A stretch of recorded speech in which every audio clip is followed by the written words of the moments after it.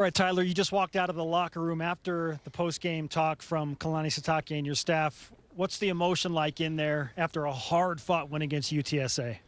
Really, I just think that we kind of put ourselves down because I think we could have played better. But coach really just talked to us, and he just talked about the past and really that we held it down. We held it down, offense and defense. It wasn't the game that we expected. Like, we already knew it was going to be a tough game. But really just. But now we're dancing right now. We're dancing. We're 4-0 right now. But there's always a lot to learn. A lot to learn from this film. What's concern number one for you and the BYU offense as you try and get better in time for Houston? Really just looking at the film. Just looking at the film. Like, we had a couple miss handoffs. I think we just need to be more crisp in that. And some of it's my fault, I believe. But we're all. I'll take the blame on. I'll take the blame on it. Like, the O-line played their butt off. Receivers played their butt off. Zach played his butt off. So it's yeah. By nature, because of who you are, you're obviously willing to take the blame for those plays, but you still run for over 100 yards.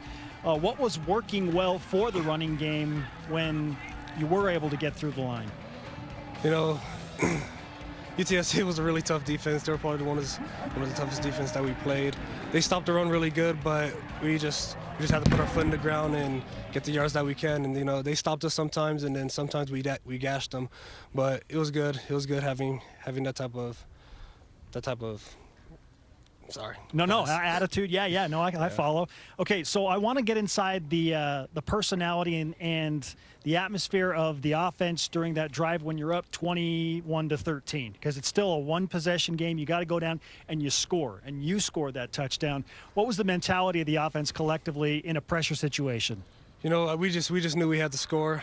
They stopped us a couple times, We had some adversity, but we just knew we had to step it up and score, and that put us in that good position, and then just the end of game situation kind of helped us. Okay, as a running backs group, between you and Lopini, you're getting a majority of the carries. At what point do you expect Sione to be a contributor in that group?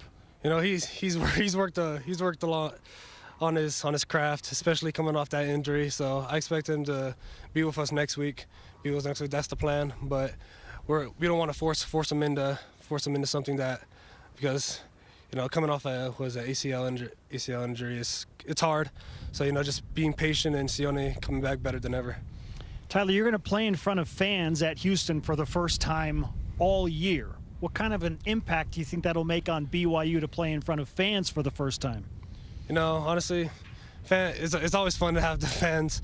Always fun to have the fans there. But as long as we, especially going in an environment like Houston, we might have a lot of our families there. We might not.